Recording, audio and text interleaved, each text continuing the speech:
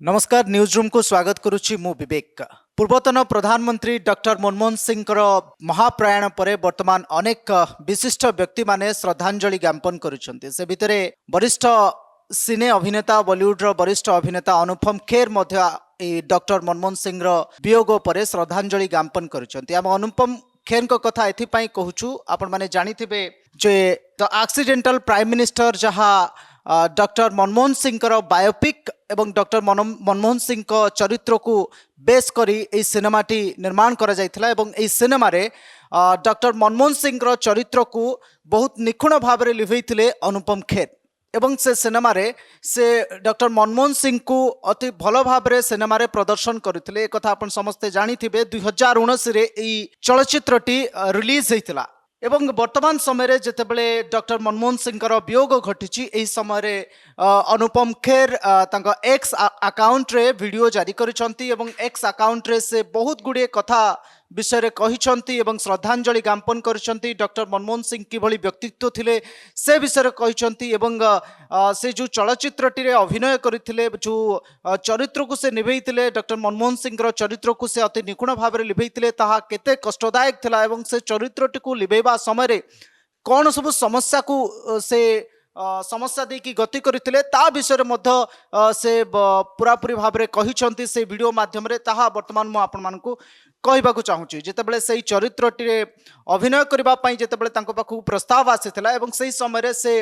राजनैतिक कारणरू से ई चलचित्रटी करिबे नाही बोली मना कर देथिले एवं परवर्ती समय रे से चलचित्र करबाकू राजी होतिले जहाँ से तांको एक्स अकाउंट रे बा वीडियो माध्यम रे जहाँ जनैचंती मु से सूचना आपण मानकु दउची। से प्रथमतः मना कर देथिले चलचित्र करबा पई किंतु परवर्ती समय रे चलचित्र करबा पई से राजी होइथिले एवं चलचित्रटी अभिनय करथिले। चलचित्र रे अभिनय करबा पई जेहेतु डॉक्टर मनमोहन सिंह चरित्र से करुथिले ई चरित्र लिबैबा एते सहजकर नथिला काहेकि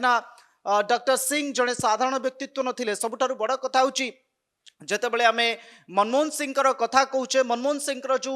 चरित्र थिला अत्यंत सरल एवं नम्र स्वभाव थिला। ई जो सरल और नम्र स्वभाव को स्क्रीन आगे लिभैबा एते सहज कथा नथिला अनुपम खेर को पाई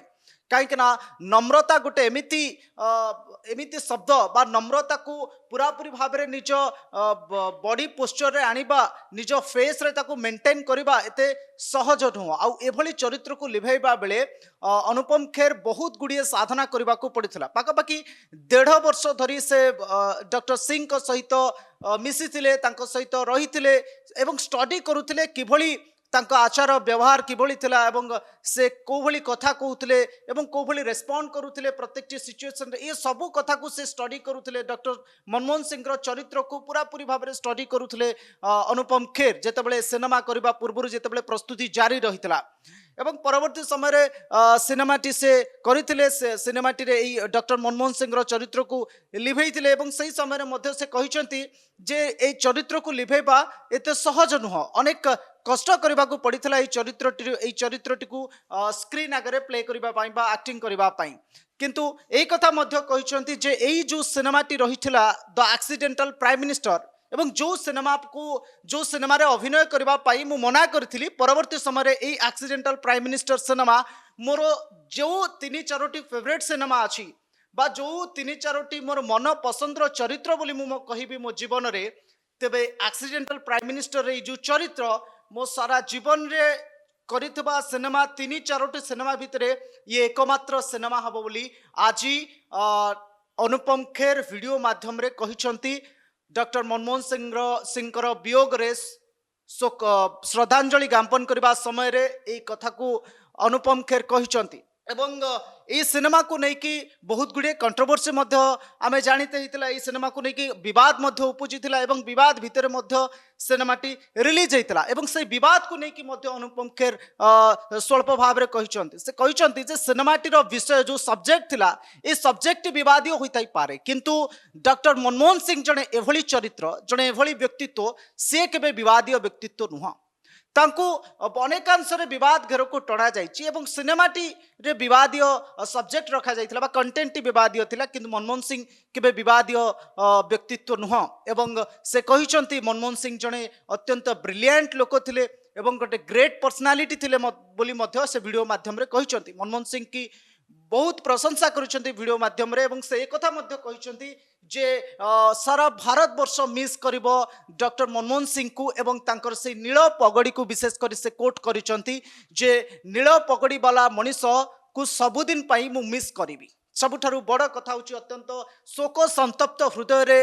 वरिष्ठ अभिनेता अनुपम खेर, बॉलीवुड जगतर बहुत वरिष्ठ अभिनेता आमे कहबा से एक कथा कहिसंती जे नील पगड़ी पिंधुतबा मनीष को सबुदिन पाई मिस करिवि मु बोली अनुपम खेर कहिसंती। वर्तमान समय ये जो सूचना थिला जे अनुपम खेर किभली भाबरे